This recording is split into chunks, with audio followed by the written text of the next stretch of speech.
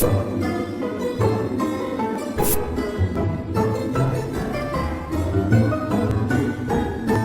everyone, I'm Moody Boo, the Fragrant Nomad, and I'm back with another single perfume review. This is from a favorite house of mine, and that's Bois 1920, and this is Elite number 4.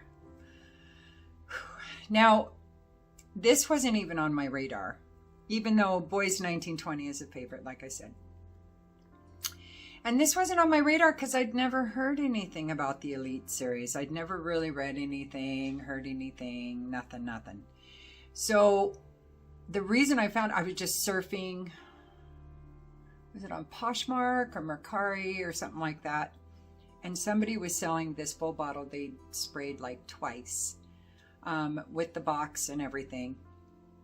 Guaranteed authentic for a crazy low price. So obviously they didn't like it at all. It was probably a gift and they had no idea how cheaply they were selling it, is my thought. Anyway, I blind bought it. So that would lead to the next question. How do you know if it's authentic if you've never smelled it prior to your blind purchase? And my answer to that is, I know what the notes are. I know what it should smell like. I know Bois 1920's quality. So I know how that should be, how it should perform, how it makes me feel when I wear it. Does it smell like a Bois 1920? You know, all of those things. And just because, even if this is a knockoff, holy shitballs, Batman. This is the best knockoff I've ever smelled. And I got it for about 1/3 of the retail price because it's like 300 euros, I think, or maybe more than that. Anyway, it's spendy, and I got a ridiculous deal on it. So I popped for it. Besides, bottles gorge. It's real different for boys too. So, oh, and this seller had like outstanding reviews and were considered a safe seller to buy from. So I felt comfortable doing it, and I like the excitement. So anyway, I think it's absolutely legit. And this stuff. And did I say this is Elite number 4? I don't know if I did or not, but this is number 4. There's 1, 2, and 3, and then 4 is the last in the series. So trying to think of a way of describing this, my first impression. And what I got was a rich, sweet, vanilla, ambery, tobacco kind of a perfume. And it's extraordinary, I think. I think it's gorgeous. Now, does it smell incredibly unique? No, because there are a lot of vanilla, amber, tobacco perfumes out there. And there's only so many ways you can concoct it. And I think because of that, there's always crossovers. When you get really specific with a perfume that you're attracted to, like I am with tobacco, vanilla, and amber. And so I can absolutely see and smell facets of it that remind me of other rich, buttery, warm, vanilla, amber tobacco perfumes. That's all I'm saying. But it is its own perfume. And that's another reason why I think it's legit, is because it doesn't exactly smell like anything. It's not like, you know, some other ambery, Tom Ford's Amber Absolute or something was diluted and put in here. It doesn't smell anything like that. It is luscious. It's delicious. It's sensuous. I know I'm out of the F words right now, but I'll get back to the F words in just a moment. Let me tell you what's in it. Tobacco, honey, iris. Honey, that's another thing that I smell in there pretty heavy, is the honey. It just gives it this, how do I describe, and it's a real honey. This isn't like a honey note. This smells like real warm honey mixed, poured over the tobacco is what it smells like to me. Because it's got this lovely, I don't want to say carnal, but it's just a hint alumanic. That's a new word I just made up. Animalic kind of sweetness to it that's in there as well. And I'm sure that's the honey. So it's tobacco, honey, iris, sandalwood, incense, rose, hay, and amber. So there's no vanilla, and this is off of Bois 1920's website too. I'm not doing Fragrantica on this one. So it must be the honey that's really adding a big chunk of that sweetness. And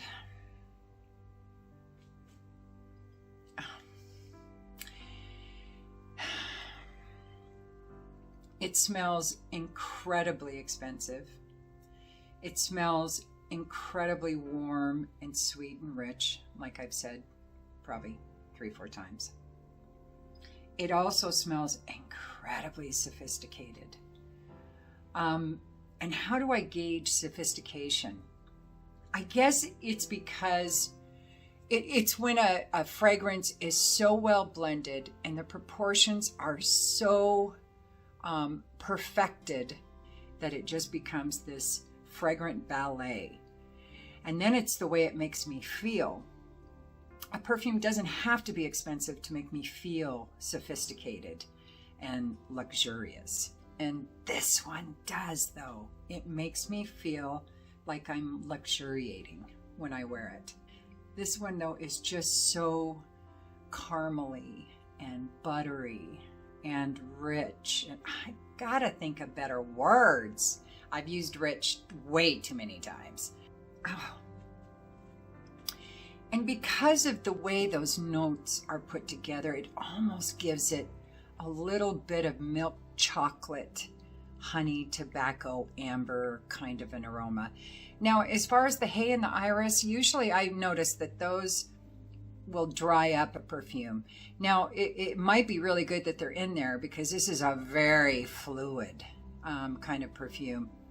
It doesn't have a lot of dryness to me. It's not super moist. There's that word everybody hates, but I don't mind it. It's not super moist, but it's like I said, it's buttery, and that not oily, but buttery. And so that just makes me think of more liquid than I do a dry kind of a perfume. And I think the hay just adds this earthy vegetal kind of, not like vegetables, but like plant, this earthy plant matter kind of an aroma to it. I don't get hay necessarily. It is very dry most of the time in its aroma. And it's not an unpleasant smell, and it does have a hint of sweetness to it when I've smelled it at my sister's and my dad's stables and stuff. So, I mean, they had a horse with, a barn full of hay. So, full of black widows. That was no fun. But anyway, squirrel, beside the point. So, and I think I detect that. Iris, I get no iris. Incense, there's this crystallizing kind of, what am I trying to say? I don't have synesthesia, but I think some ways I do, because when I smell incense, when it's real light, when it's just adding as a supporting player to other notes, that it's not the star of the show, when I smell it, and I detect it, I just picture these little bursts of sparkles and light up in the air that just kind of trickle down and rain down on the scent itself. So it's just adds this, like I said, this bright sparkliness to it. Boy, if you can understand a damn thing I'm trying to describe, you're doing better than me, because I'm already confused. But that's what I see. Sometimes I see things when I smell things. And so I know that's the definition of synesthesia, but I also smell them. I know what I'm smelling. There might be a little bit of cross-reference between my sight and my smell in my brain somewhere, just a small area that does that. Because when I do smell some perfumes, I absolutely have these pictures in my mind, not necessarily scenarios. Sometimes it's just like that, sparkly bursts of light. I know I keep doing that. Sparkly bursts of light, you know. So anyway, whatever. And so I don't get a lot of rose. I don't think I get any iris. As far as the sandalwood goes, even though it's a top note, I don't really get the sandalwood until the deep dry down. Now, there is not a big change from the top to the dry down with this perfume. It stays that same rich honey, tobacco, ambery, sparkly kind of a perfume. But when that deep dry down happens, it becomes creamier and even more buttery, because I think the incense has kind of died down a little bit, the hay has died down a little bit, so the sandalwood is able to elevate itself, or it is elevated. Oh, and the honey and the tobacco and the amber are thick throughout, from top to bottom. You can tell that those are the three notes that the perfumer really wanted to be the main players in this, because you get it. You get it, you get it, you get it. And it is a really good performer for me. I actually sprayed it on my pajamas because I think I was testing some other perfumes or something, and they weren't completely washed off before I went to bed. So I sprayed some of this on my pajamas like 2 nights after I had been testing it. And I did the laundry 2 days later, and I moved like a pair of jeans or something, and my pajamas were under that. Wow! It was like I had dove into a bottle of this. It was strong but beautiful and rich and warm and sweet and just amazing. I love it. I absolutely love it. And it was a blind buy. Crazy price. It lasts for me on my skin. Gosh, 8 hours probably with 2 sprays. On the clothes a lot longer, but on my skin about 8 hours, maybe pushing to 9. I would not do more than 2 sprays. I think you could overspray with this. This is a cool weather perfume as far as I'm concerned. You could stretch it into springtime, you know, maybe April around here anyway. But you start getting into those warmer May, June, July, I don't know. I may try 1 spray at night to see how it goes. This is also a nighttime perfume, I think. It's just way too rich to wear during the day. I think even with 1 spray, it would be potentially just too much. And why would you want to wear such a classy thing during the day? I wear my really classy stuff, my really heavy hitters, my favorite perfumes mostly at night. Well, of course, now I always do, because I can't wear them to work. But so this is a cold weather perfume, nighttime, in my opinion, of course, only. And I think it absolutely could be worn out clubbing, I know that word, but going out with big groups of people, hanging out where everybody's perfume is trying to compete with one another. This would be a great... Oh, I know what it reminds me of now. This has an air to it. It's not the same by any way, shape, or form, but it just occurred to me. It reminds me a little more sophisticated though. And I think a little less sweet than Mason Francis Kurkdjian's Grand Soir. That's the perfume that I've been trying to think of. But it's not the same. This has, like I said, this chocolatey note, and it's not quite as sweet as Grand Soir. It's not as thick. Grand Soir is quite thick.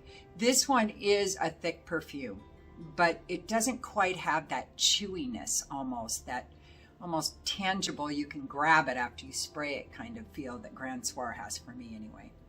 This one doesn't quite have it that much. And this one is more unisex, I think, because it is a little less sweet. And the tobacco note is really gorgeous. Now, it's not pipe tobacco, I wouldn't say.